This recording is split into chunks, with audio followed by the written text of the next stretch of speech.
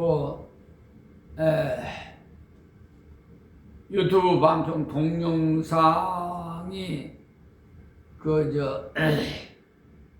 국가에서 공지사항 각 핸드폰에다 안내하지 않나요? 그게 보면은 동영상이 중단돼 버려. 그래서 이어서 말씀을 드립니다. 어쨌든 말씀을 계속해서 이렇게 시청하셔야만이 성경의 흐름과 그 맥을 알 수가 있으니까 은혜가 되고, 또 성경 연구 학자들도 이 지금 강의 이 설교는요, 이 자료는 지금 그 신학교에서 교재로 사용하는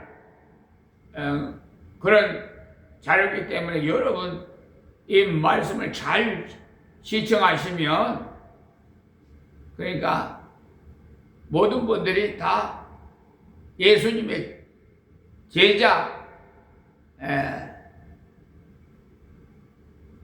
하나님의 종이 되는 거예요. 자, 그래서 계속해서 말씀드리겠습니다. 3절에요. 위에 있은 지 3년에 그 모든 방백과 신복을 위하여 잔치를 베푸니 바사와 메대와 장수와 각도의 귀족과 방백들이 다 왕 앞에 있는지라. 조금 전에 말씀을 드렸는데 또 동영상이 중단되는 바람에 이렇게 다시 말씀을 드리는 겁니다. 그래서 이 모든 방백과 신복을 위해서 잔치를 베푸니까 바사와 메대의 그 장수와 각도의 귀족과 방백들이 다 왕 앞에 있다는 말씀이죠. 잔치에 모인 사람들, 방백들은 총독들을 말하니까 127도나 되는데, 그 도가 우리가 사용되는 그런 도 개념이 아닙니다. 세금을 거두기 위해서 이렇게 구획정리라고 하죠. 토지를 하듯이 말이에요. 그러니까 영토를 이렇게 구획해가지고 그 세금을 그렇게 거두기 좋게 어느 별로 각 도가 나누어진 겁니다. 4절 말씀드릴게요. 왕이 여러 날 곧 180일 동안에 그 영화로운 나라의 보암과 위엄이 획획함을 나타내니라. 그러니까 180일 동안을 먹고 마셨다는 것은 보통 일이 아니죠. 세상 나라는 이렇게 물질을 많이 가지면 이렇게 타락의 문화가 발달되나 봐요. 다 그래요. 어느 나라라도 마찬가지인 것 같아요. 그래서 우리 그리스도인들이 세상에 빛이 되어야 되고 소금이 되어야 되는데, 그냥 세속에 흡수해가지고 구별된 삶을 살아야 되는데, 어떤 사람이 예수 믿는 사람인지 모를 정도로 그냥 혼합이 되어버렸어. 모르겠더라고. 자, 다음 5절 말씀이 이 날이 다함에 왕이 또 도성 수산 대소 인민을 위하여 왕궁 후원들에서 7일 동안 잔치를 베풀세. 그랬으니까 높은 사람들은 계속 불러와가지고 왕궁에서 잔치를 했는데, 그 사람들의 숫자가 그렇게 많지는 않았어요. 그리고 이제 우리나라도 말하면 서울의 백성들을 한번 잘 먹여주어서 해야 되겠다고 생각했다는 거죠. 그래서 수산에 있는 사람 전체를 다 불러서 잔치를 했는데, 그 수가 너무 많아서 건물 속에서 못하고 왕궁 후원뜰에서 잔치를 베풀었다 이 말이에요. 왕궁 정원이 엄청나게 넓어요. 거기에 햇빛을 막는 그 차이를 쳐놓고 잔치를 벌였죠. 그러니까 뒤에 나옵니다만은. 자, 6절에 보면 백색, 녹색, 청색 휘장을 자색 가는 밧줄로 대리석 기둥은 은고리 매고 금과 은으로 만든 걸상을 화반석, 백석, 운모석, 혹석을 깐 땅에 진설하고 이렇게 했는데, 위에 휘장을 덮는 것이 백색도 있고 녹색도 있고 청색도 있었는데, 아마 그것은 찾아가기 좋으라고 이렇게 구분을 한 것 같아요. 우리도 여러 사람 모이면은 특히 경찰들도 무슨 대모할 때 뭘 때 보면 깃발을 들고 선두가 가면은 거기에 속한 사람들 따라가고 그러잖아요. 그거를 구분하기 위해서 그런 것 같아요. 이 색깔 같은 거. 그런데 천막을 칠 때 당겨서 매야 되는데 그 줄이 자색 줄로 되어 있었다는 말이, 그 줄을 대리석을 박아 놓은 그 기둥에다가 맸다는 건데, 그리고 그 고리는 그 은고리라고 했어요. 천막을 치는 것에까지 은을 붙일 정도로 아주 사치했다는 것을 알 수가 있습니다. 금과 은으로 만든 걸상을 하반석, 백석, 운모석, 흑석을 깐 땅에 진설하고, 지금으로 말하면 연회장으로 준비한 곡 같은 것이 쭉 있는데, 우리는 인조석으로 되어 있지 않습니까? 그런데 그때는요, 실제로 들로 되어 있어요. 그렇게 돌로, 한마디로 말해서 최고급 석재를 깔았다 이 말이에요.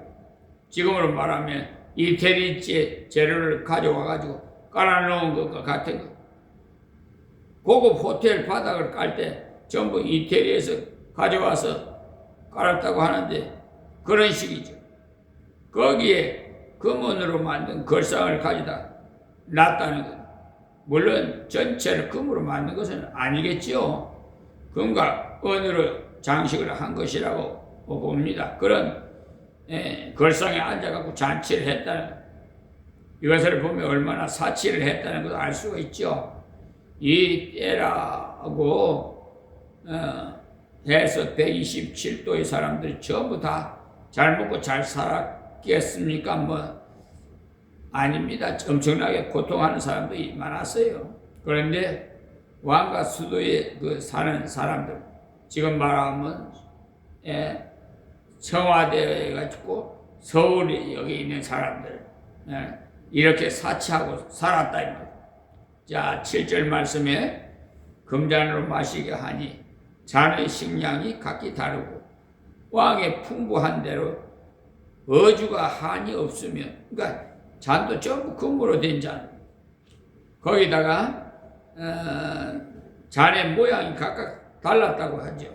그리고 술을 얼마나 먹도록 했는지 사치가 극에 달했어요.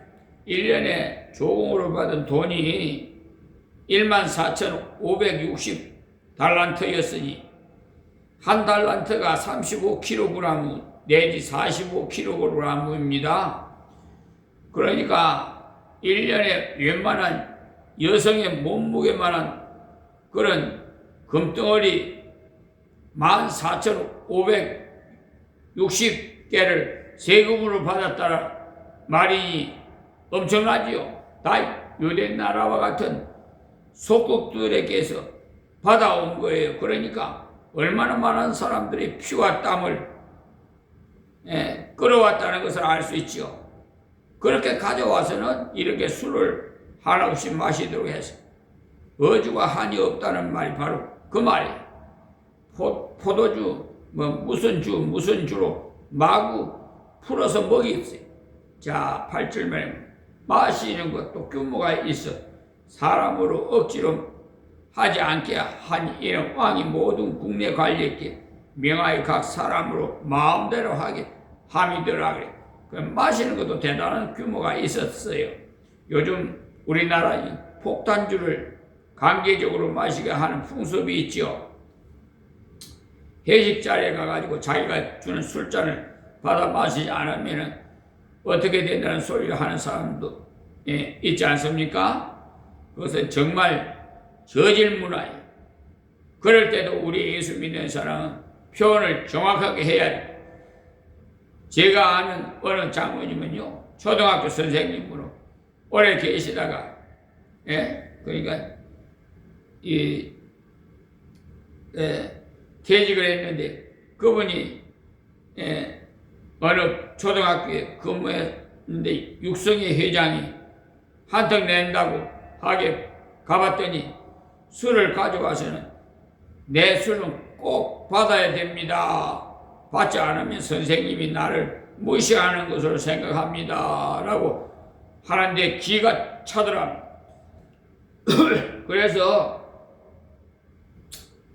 저는 교회 장로입니다.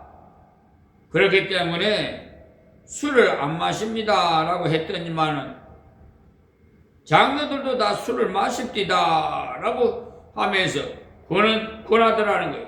그래서 그래요? 그럼 제가 마시지요. 하고는 받아서 와이셔츠에 갖다 부어버렸다니 저 선생은 잘못 건드렸다가는 큰일 난다라고 하면서 다시는 그렇게 하지 않더라고 합니다. 그 다음부터는 다른 사람에게도 저 선생에게는 함부로 하지 말라고, 잘못하다가는 너희 아이가 손해를 본다라고 하더라는 거예요. 그러니까 우리가 신앙으로 확실하게 표현을 하면은 오히려 세상 사람들이 떨어요. 실제로 그래요.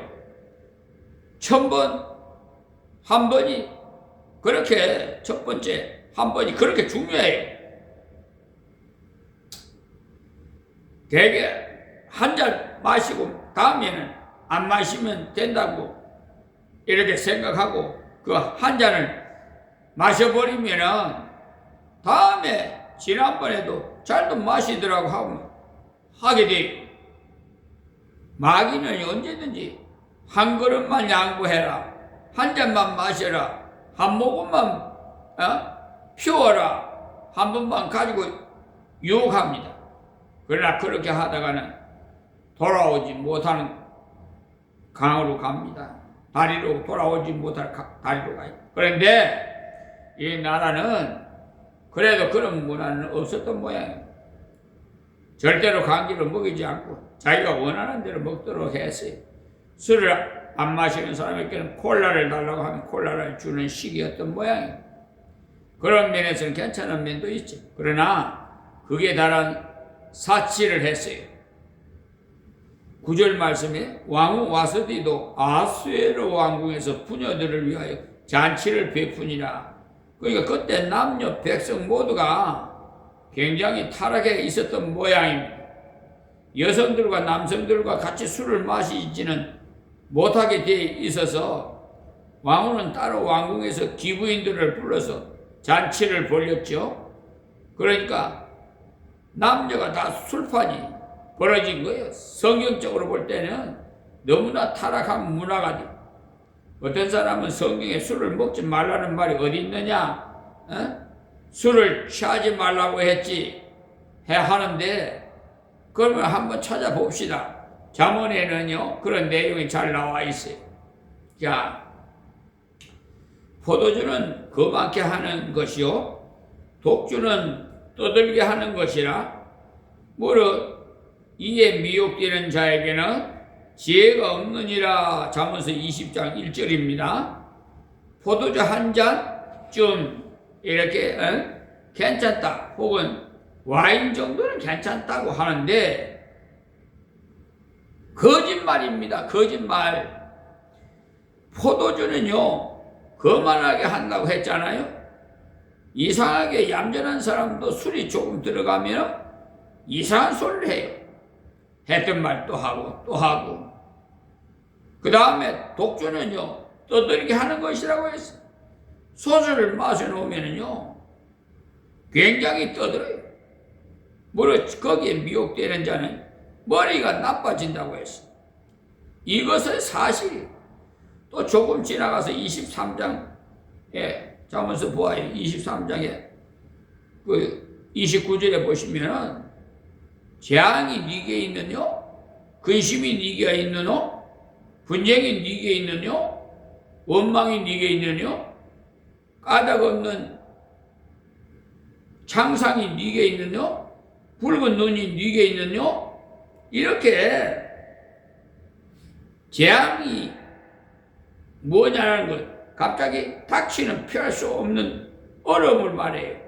그러니까 이 재앙이 붉은 눈을 가진 자에게 온다고 했어요. 술을 굉장히 좋아하는 사람은요, 결국 술병으로 죽는 사람 많아요. 저희 아는 사람도 간경화증으로 그냥 술요 물같이 마셔. 그리고 안주나 좋은 것도 아니고 그냥 깍두기에다가 그냥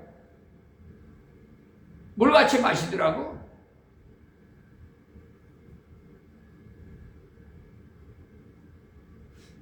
그러더니 그분이 피를 토하고 죽었어요.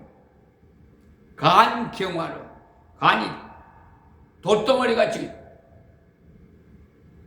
단단하게 막 술독에 빠져가지고.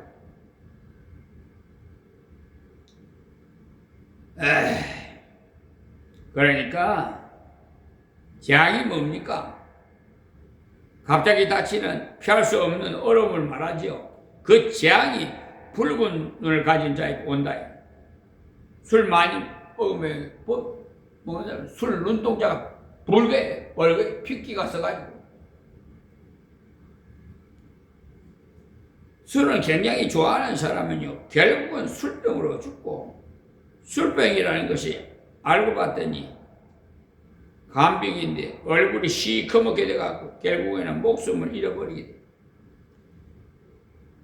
근심이 네게 있느냐? 우리는 어떻게 생각해요?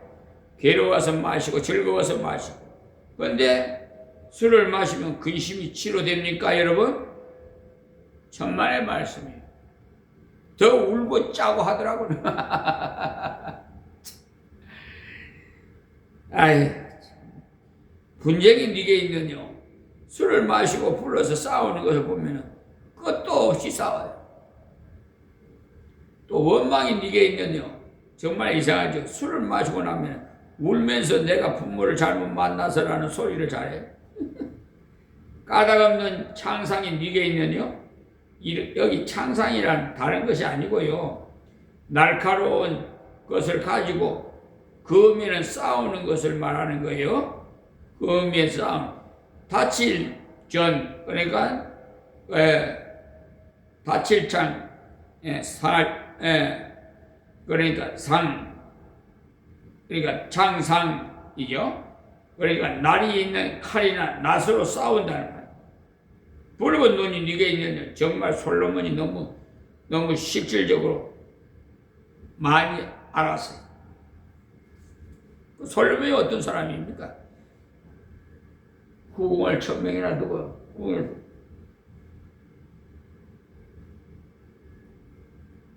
자기 하고 싶은 대로 다 했던 사람 아니에요. 술에 잠긴 자에게 있고 혼합한 술을 구하러 다니는 자에게 있느니라고 잠언서 23장 30절에 되어 있어요. 혼합한 술이 뭐예요? 그게 바로 폭탄주. 술을 좋아하는 사람들은 섞어서 마시고 주도를 높이려고 해요.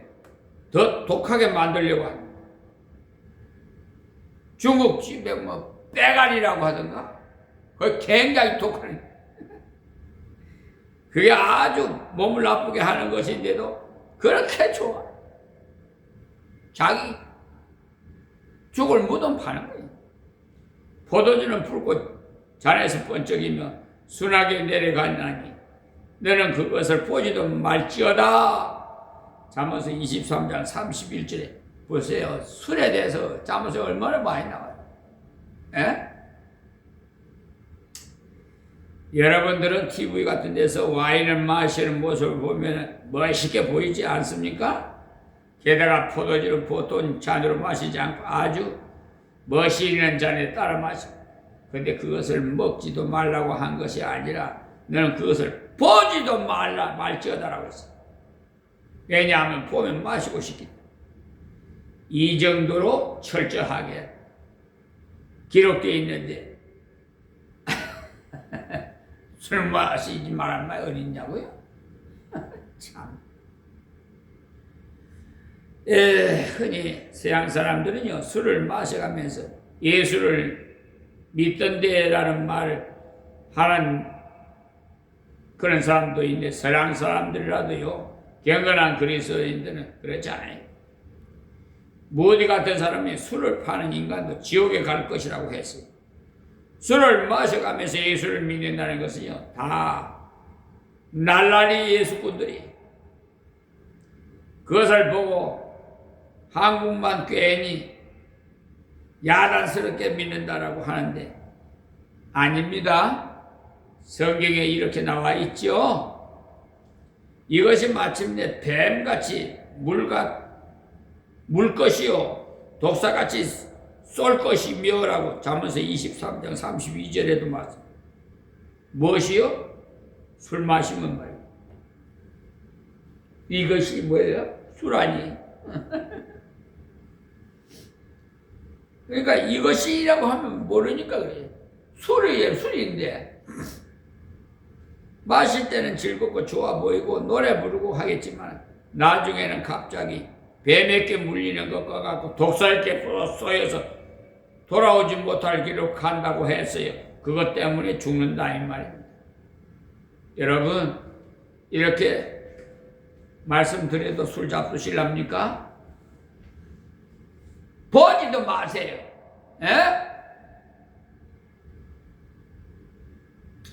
또 내 눈에는 괴이한 것이 보일 것이요 내 마음은 망령된 것을 바랄 것이며라고 잠언서 23장 33절에도 술을 많이 마시면 환상이 보인다는 것까지 써놨어요. 옛날에 보면요, 장에 가서 술을 마시고 그날 집에 못 오고 이튿날 돌아왔는데 왜 그렇게 왔느냐고 물으면 귀신에게 홀려서 밤새도록 끌려다니다가 왔다고 해요.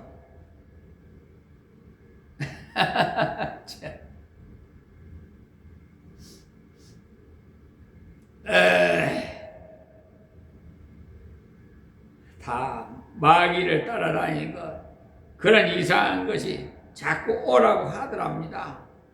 그래서 밤새도록 다니다가 온몸에 상처를 입고 그 다음날에 왔어요. 성경 그대로 의사 선생님들도 이런 현상이 일어난다고 해요.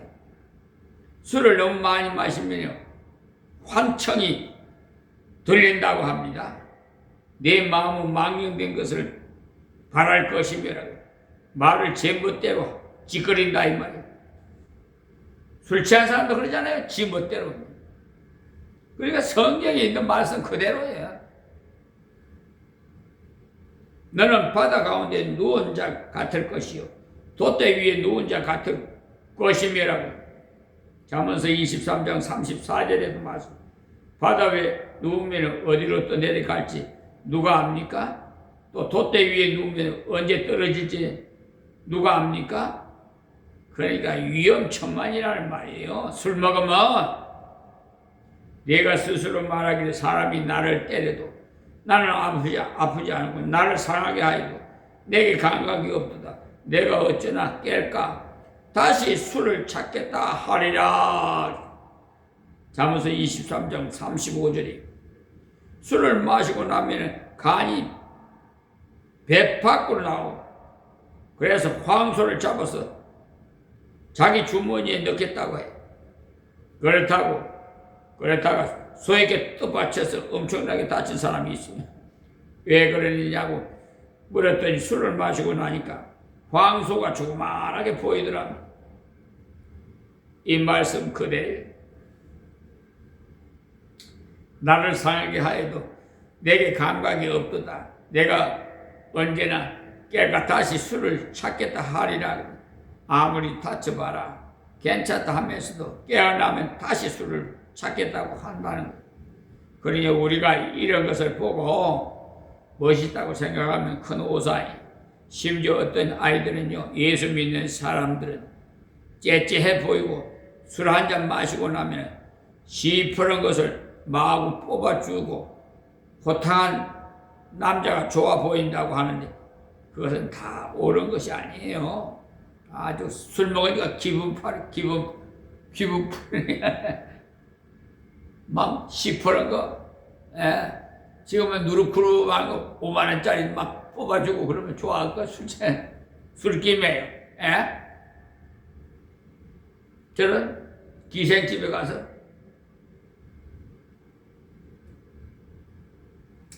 그래서 오늘 본문에서도 술 취해 있다가 자기 부인이 말을 조금 안 듣다고 해서 당장 폐위시켜버리는 일이 일어나요. 물론 그런 일의 배후에 하나님께서 예수들을 사용하시기 위한 섭리이기도 합니다. 악인도 악한 날에 적당하게 쓰신다는 말씀과 같이 하나님께서 그 모든 일을 섭리한 것뿐이지 아하수에로가 잘했다는 말이 아니에요. 아하수에로는 폭군이고 백성들은 전혀 생각하지 않은 인간이에요. 하나님께서는 그런 폭군도 예수드라는 총명한 딸을 통해서 민족을 구하는 데 쓰고 이 나라를 바르게 다스리는 데 내조하는 자가 되게 했다는 것을 말씀하고 있습니다. 이와 같은 향락문화, 타락문화가 있는 곳에도 우리가 들어가서 소금이 되고 빛이 되어서 거기서 예수 복음을 전하고 거기서 인간들도 구하고 문화도 구하는 자가 되어야 돼요. 그런데 왜 빛과 소금의 역할을 안 하는지 모르겠어. 내 눈에는 안 보여. 빛과 소금의 역할을 감당하는 사람이 잘 안 보여.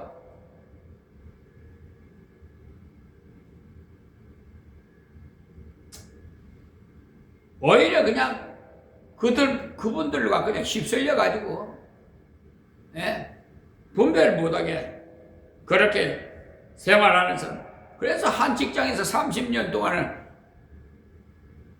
직장 생활을 했는데 무슨 사사로운 일 때문에 싸움이 벌어져가지고 경찰서로 잡혀갔는데 그 얘기를 듣고 목사님이 경찰서를 찾아가니까 아니 한 분은 장로가 한 분은 집사들이 이래 되겠습니까 여러분?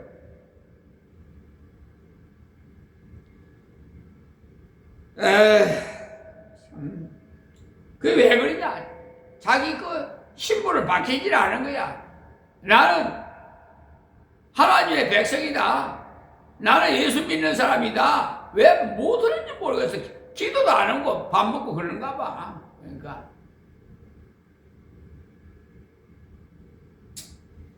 미국이나 러시아처럼 대제국, 그러니까 세계를 움직이는 초대국인 그곳에 그 궁중에서 있었던 내용을 소개하고 지금 있어요. 이 에스더의 수장궁,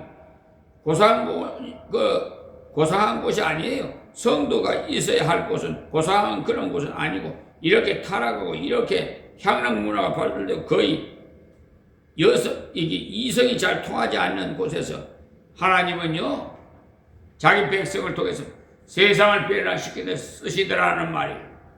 지금 여러분들이 들어가 있는 세상도 마찬가지.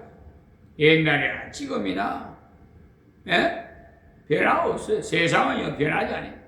인간은 변하지 않아요. 문화는 발달하고 문명은 발달했어도요 인간의 마음은 절대로 발달하지 못해요. 그러니까 여러분들 예수 그리스도의 복음 속죄의 은총을 가지고 들어가서 그들을 항락에서 구하고 세상에서 구해서 하나님 앞으로 돌아오게 하는데 헌신되는 성도들, 사도성을 가진 성도가 되시기를 바라면서 기도하겠습니다. 하나님 고맙고 감사합니다. 오늘 수요 기도에 이 에스더를 통해서 저희들에게 말씀을 듣게 하시니 하나님 듣는 자마다 아버지 깨닫는 은혜를 더하여 주시옵시고 빛과 소금의 역할을 감당할 수 있도록 불 속에라도 들어가서 영혼을 구할 수 있도록 아버지여 강한 믿음을 주시옵소서. 이 세상이 너무나 혼란스러워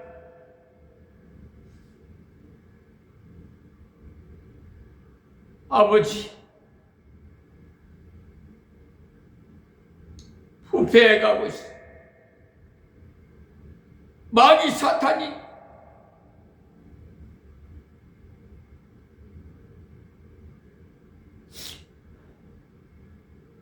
곳곳에서 역사를 하고 있습니다. 아버지 백성들을 보호해 주시고 저들을 구하시옵소서. 예수님의 이름으로 기도합니다. 아멘.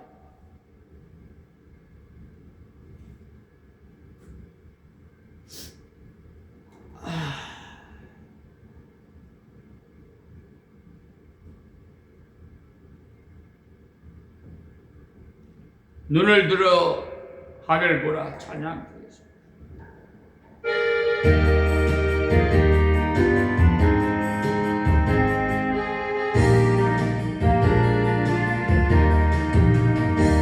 눈을 들어 하늘 보라. 어리러운 세상 중에 곳곳마다 상한 영의 탄식 소리 들려온다. 미쳐있는 많은 사람 길을 잃고 헤매며 장자처럼 지지하니 믿는 자여 너희 말고 눈을 들어 하늘 보라. 어려워진 세상 중에 미치는 자만 것만 생명수는 갈라서라. 죄를 계속하신 주님 선한 분 찾으시나 대답하리오니나 믿는 자여 너희 믿고 눈을 들어 하늘 보라. 살아계신 주 하나님 약한 자를 부르시 하늘 뜻을 전하셨다. 생명수는 홀로 예수 저리로 나주리라. 주님 너를 부르시라. 믿는 자여 너희 알고 눈을 들어 하늘 보라.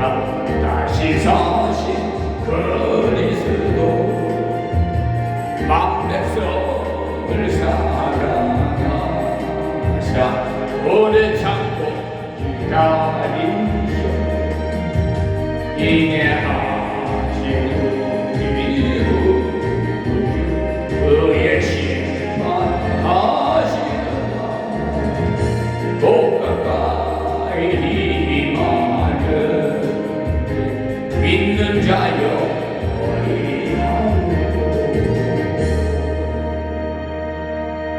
탄식 소리 보입니다. 여러분 기도하세요.